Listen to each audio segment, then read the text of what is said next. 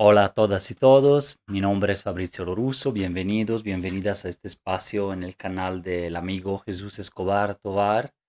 Vamos a hablar esta semana de las verdaderas razones de los aranceles de Trump y yo lo titulo The Gamble, es decir, la gran apuesta, y porque tiene que ver con un análisis que trata de reconstruir el entramado complejo de diferentes noticias, escándalos, dichos, no dichos, de estos meses del segundo mandato de Donald Trump a la presidencia de Estados Unidos. Y bueno, mucho se ha especulado, de hecho, sobre la salud mental del presidente de Estados Unidos, sobre sus excesos, sandeces, disparates, verborreas, condenas judiciales, atrevimientos que parecen patológicos en el ámbito político, internacional, empresarial, personal. El tema no es nuevo, pues simplemente se ha recargado entre su primer polémico mandato y este segundo periodo de administración al mando del decadente imperio americano.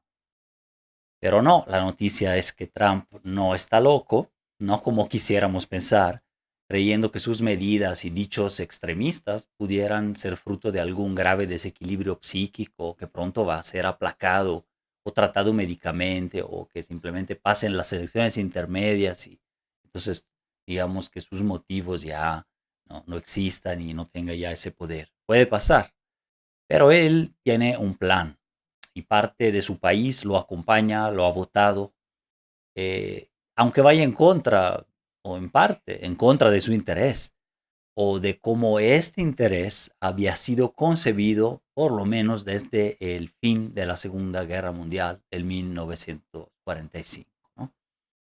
Digamos que podríamos estar de acuerdo sobre el hecho de que Trump no está más alterado que muchos otros personajes con perfiles cínicos o tendencias incluso psicópatas o sociópatas, pero que están integrados, más o menos manifiestos u ocultos, y que son frecuentes dentro de ciertas élites, jefes militares, magnates, tomadores de decisiones, incluso grandes empresarios. Son tipo Elon Musk, Javier Milei en Argentina, Vladimir Putin o hasta el mismo Felipe Calderón, por mencionar algunos. Pero creo que no hay que patologizar los aspectos de la política y menos los de la geopolítica, que dependen de estructuras eh, geográficas, políticas, económicas de larga duración, ¿no? A lo que voy es que además de tachar al mandatario de insano, a Donald Trump, muchos análisis se han centrado en la supuesta locura de querer desacoplar el viejo orden y la normatividad internacional, el globalismo, el librecambismo, el neoliberalismo, la OMC, ¿no? La Organización Mundial del Comercio, así como la dimensión imperial que Trump pretende destruir o ajustar. Y ahí han ido muchos de las críticas y los comentarios, ¿no? Como decir, es una locura que quiera hacer eso. Ahora parece que China incluso se va erigiendo como defensora de aquel orden de la globalización sin fronteras, el globalismo, de respeto a las normas internacionales, en un giro que hasta hace poco habría sido impensable y hasta paradójico. Un país que se proclama comunista, no es democrático, al menos no es una democracia liberal occidental, no tiene un partido único, etcétera, pero que económicamente es profundamente capitalista con fuerte presencia estatal. Pero bueno, este giro chino en realidad incorpora el proyecto de larga data para una globalización otra, no la del siglo XX, el último cuarto del siglo XX sobre todo, sino una que tenga características asiáticas, ¿no? No tan americanas o anglosajonas, y que se base en la nueva ruta de la seda, por ejemplo, en el creciente dominio terrestre y la aspiración de dominio de los mares que no tiene China para el siglo XXI. Y entonces podemos leer, por ejemplo, los acuerdos de asociación estratégica integral que acaba de firmar China con Azerbaiyán el pasado 23 de abril en clave de esta otra globalización, ¿no? Todos los acuerdos de China con Kazajistán, incluso con Rusia, luego que trata de pasarlos para Turquía y llegar a Europa es la nueva ruta de la seda, que es la contraglobalización. a la manera china, ¿no? Entonces me parece que para ofrecer el gran cuadro de la situación son fundamentales las razones geopolíticas y estratégicas, no solo tácticas y de negociación inmediata de las noticias o de chantajes, ¿no? Que están detrás de la guerra arancelaria, la incertidumbre global desatada por el Tycoon Trump y su gabinete. Es decir, ha prevalecido la idea de la patologización de la política trumpiana definida como suicida y la relativización en clave táctica, es decir, inmediatista, breve periodo de sus medidas, en lugar de consideraciones más estratégicas y de mediano largo plazo para moverse en esta telaraña noticiosa de estas últimas semanas, ¿no? El primer aspecto por destacar es que Trump nació y morirá como un gambler, un apostador descarado y tramposo, como un jugador del destino y del dinero, que en realidad son los del país o del mundo y no los suyos.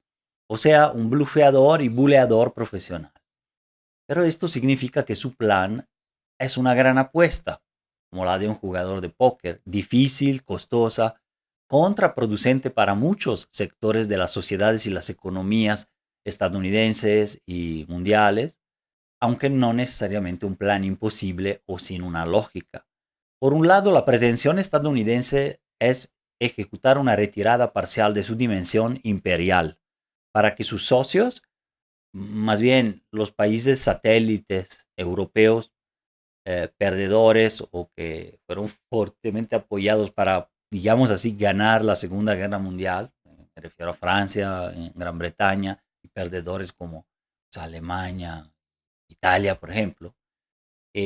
Bueno, eso que se encarguen y tengan más responsabilidades y costos para su defensa y estrategia comercial, aunque esto signifique la tentación de acercarse más a China y Rusia, o sea, como de mandarlos hacia esa esfera multipolar. La administración Trump 2.0 básicamente tiene tres objetivos económicos que implican a su vez importantes premisas y repercusiones geoestratégicas. Su eje es una guerra de divisas y monetaria, a partir de o disfrazada de guerra de aranceles. Entonces, detrás del gran telón de los aranceles se esconden otras batallas, tanto económicas, que ahorita vamos a analizar aquí, como las que acabo de mencionar, geoestratégicas, geopolíticas, ya de alcance histórico. Ahora que se logren, tan solo 4 años, es complicado, es una gran apuesta, muy riesgosa, puede llevarnos a una recesión o crisis global, sí, pero el trumpismo, como dijimos en otras columnas, llegó para quedarse. Tenemos ahí un potencial candidato como J.D. Vance, el vicepresidente de Estados Unidos, incluso que pudiera llegar a ganar la presidencia este, para 2028. Y entonces, que implica 2028-29, ¿no? Pero que implica continuidad de esta política, ¿no? O incluso una radicalización, porque es más ultra que el mismo Trump. Ultra de ultraderecha y ultra en los aspectos que vamos a ver ahora.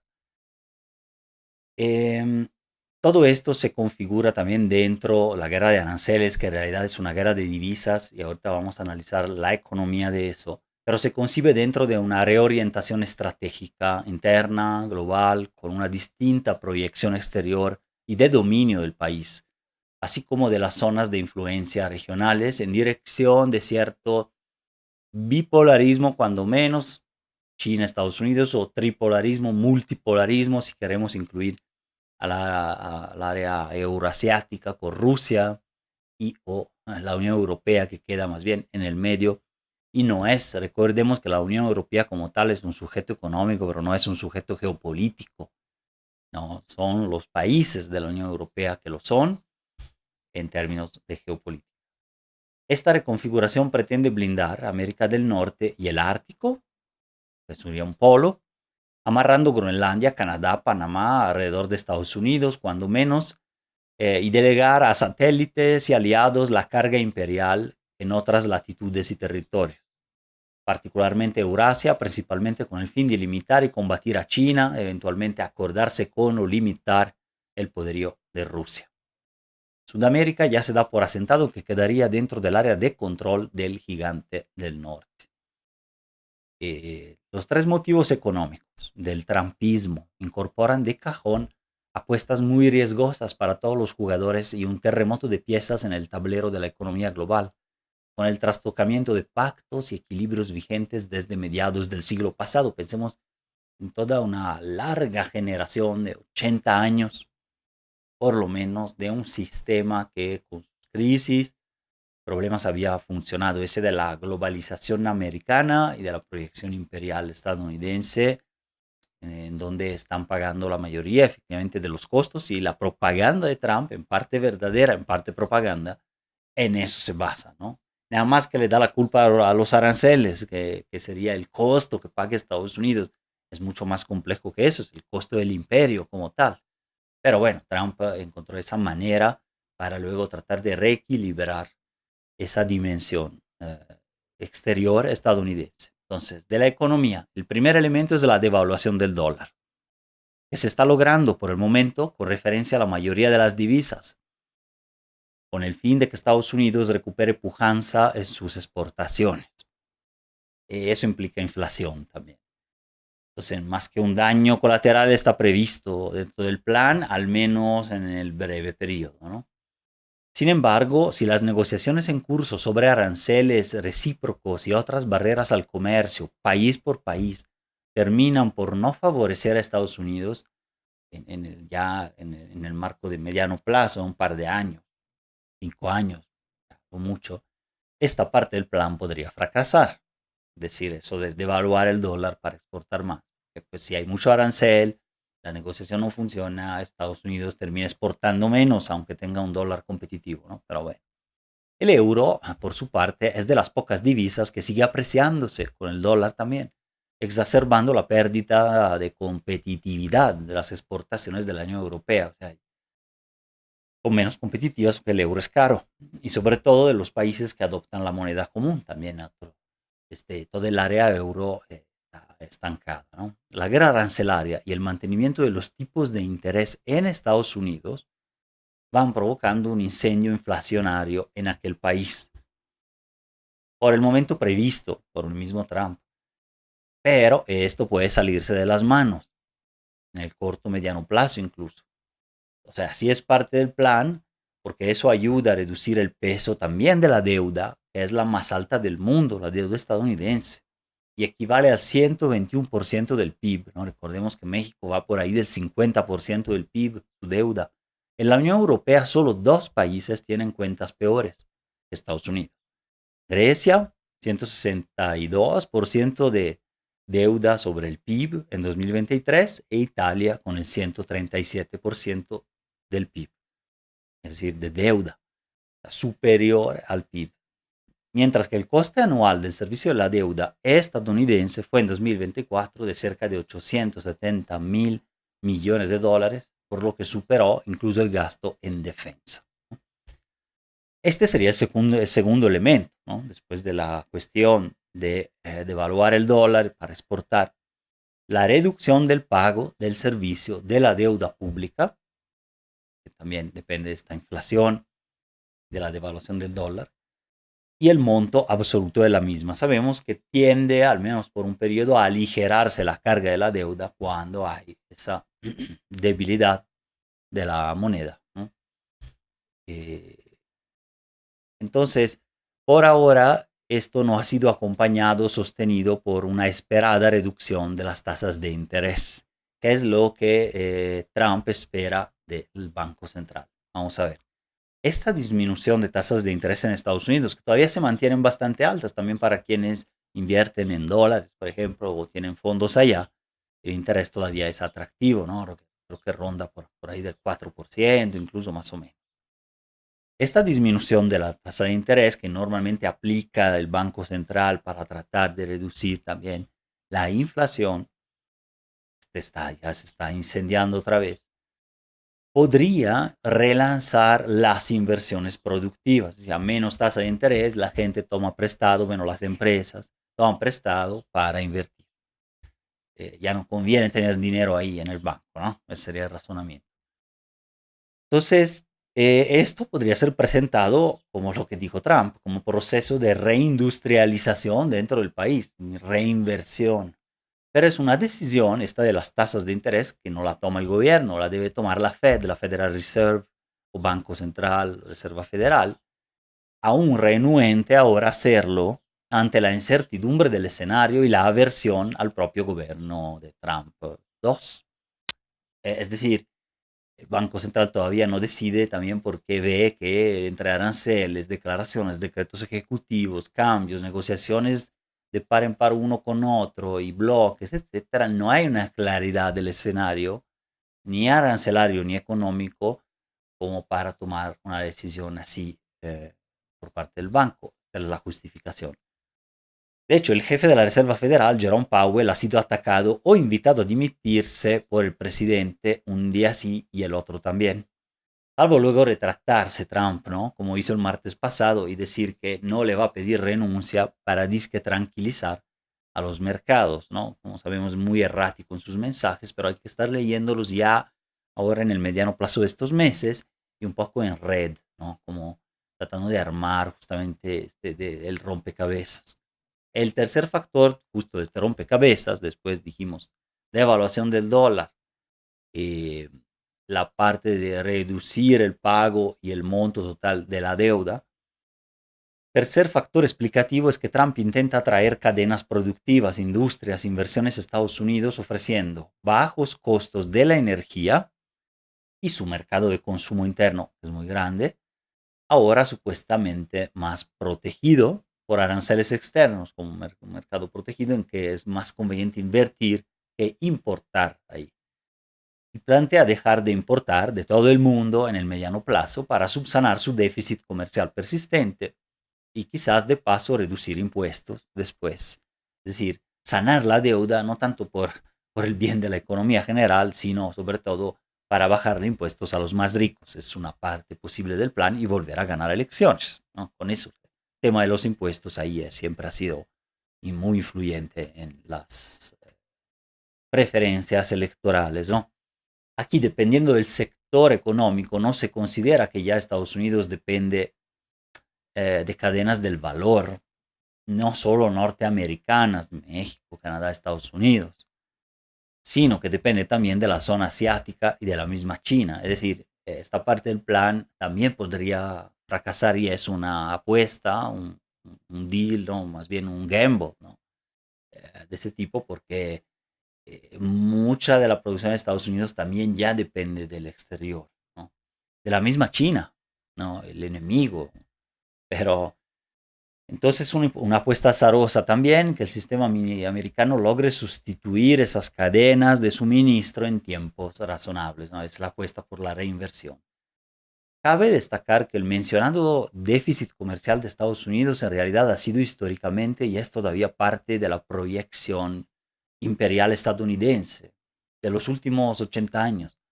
Ha sido el pivote de la globalización americana y de la economía mundial desde 1945, pues servía para afianzar clientes dependientes e incluso desarrollar países como Corea del Sur o Taiwán en su momento e incluirlos así dentro de la esfera hegemónica estadounidense, o sea, vía comercio.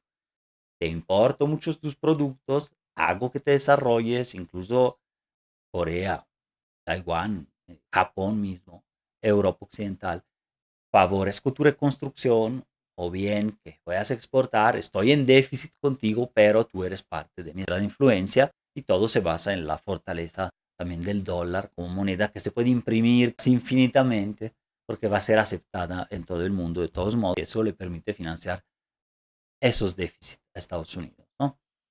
No obstante, ya para Trump, su entorno y parte del electorado y los aparatos, este fardo, este pacto, este acuerdo de la posguerra es insostenible.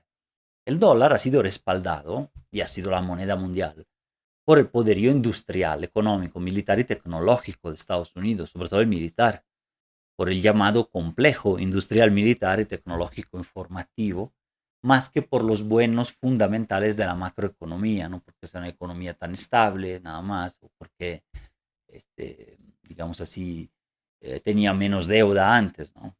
De hecho, siempre ha tenido una deuda alta y ahora es de las más altas. La divisa global dólar ha sido hasta la fecha el garante de la deuda, por eso puede ser una deuda altísima y del déficit de Estados Unidos. Por eso se preocupa cuando los BRICS plantean una moneda alternativa para los intercambios mundiales o el euro eventualmente, ¿no?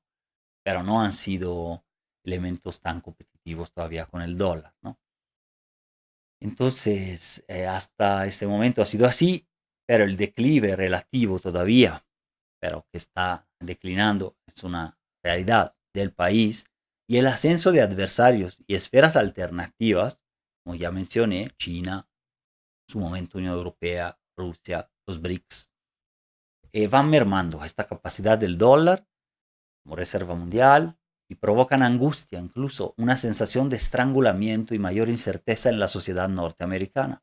Su malestar se refleja a sí mismo en la crisis del fentanilo o en la emersión de opciones políticas cada vez más extremas. Japón, sabemos que es el primer detentor de la deuda de Estados Unidos y su Banco Central de alguna forma responde a los dictados de la potencia. Ya, pueden llamar al Banco Central de Japón desde Estados Unidos y decir si vende o no deuda de Estados Unidos o si sigue comprando. Recordemos que es un país perdedor de la Segunda Guerra Mundial, parte de la esfera americana, estadounidense. Y el segundo detentor es China. Entonces no es China el primer detentor de deuda estadounidense como a veces se escucha. Esto significa que el dragón, sin embargo, es muy importante su cuota, se confirma como un rival amenazante que puede oprimir un botón nuclear, no de la bomba, pero puede ser el botón nuclear de la venta de toda la deuda estadounidense. Potencialmente puede vender esta deuda y hacerse con dólares necesarios para financiar proyectos geoestratégicos hasta militares, la contraglobalización china, la ruta de la seda, o bien directamente aliados, países como en África, América Latina, ávidos de inversiones extranjeras, chinas en este caso.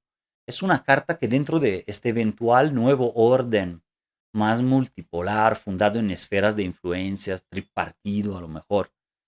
En este orden, la República Popular puede jugarse esa carta para avanzar en sus pretensiones incluso sobre la isla rebelde de Taiwán, que la República Popular considera parte de su territorio, ¿no?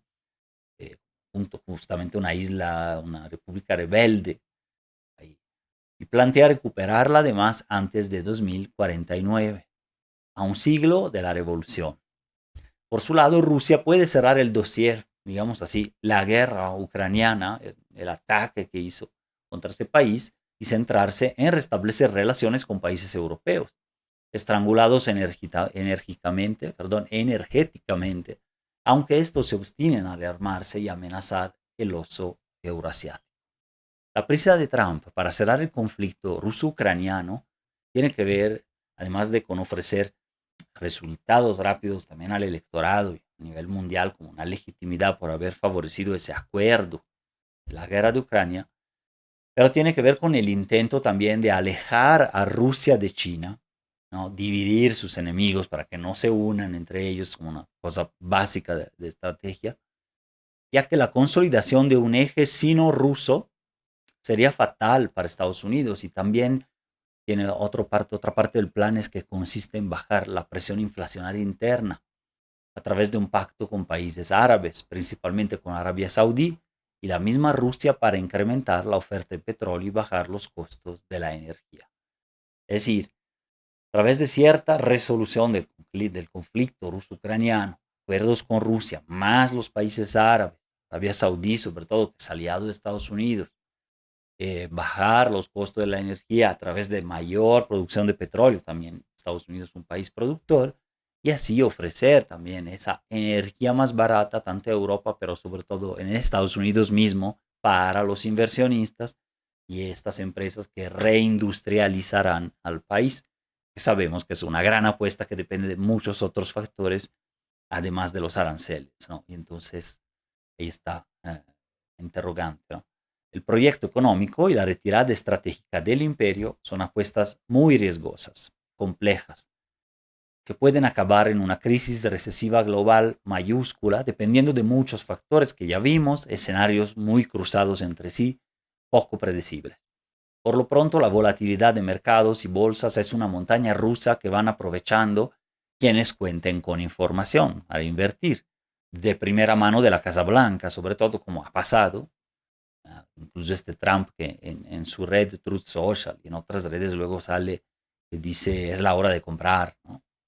Es decir, es descaradamente para favorecer y pasar información a potenciales inversionistas. Y se puede entonces anticipar algo de las intenciones presidenciales, es un factor estratégico y solo pocos pueden acceder ahí. Pero más allá de las coyunturas, la estrategia del Big Gamble, de esta gran apuesta, está marcada, me parece, con las coordenadas que acabo de enumerar, tratar de explicar. El análisis de estos escenarios debe incluir, sobre todo, y también la respuesta de China, que ya ha inducido un paso atrás del mismo Trump. O sea, ya lo están ahí en el forcejeo, no más que diálogo, ¿no? Son las declaraciones. Por ejemplo, con el anuncio del 22 de abril de Trump sobre una reducción parcial de los aranceles al gigante asiático. O sea, ya ha reculado un poco. Van con ajustes, ¿no? Empiezan 130, 140%, luego va bajando las expectativas. Y en menor medida, todos estos escenarios dependen, además de Rusia, ya lo dije, también de la Unión Europea, que está desgastada por su propia austeridad ideológica y financiera y por las consecuencias del conflicto en Ucrania, que está pagando directamente en el territorio con menos márgenes de maniobra y poder de negociación respecto de los demás actores internacionales. Entonces, este es un poco el cuadro que quería compartirles. Muchas gracias, nos vemos en la siguiente.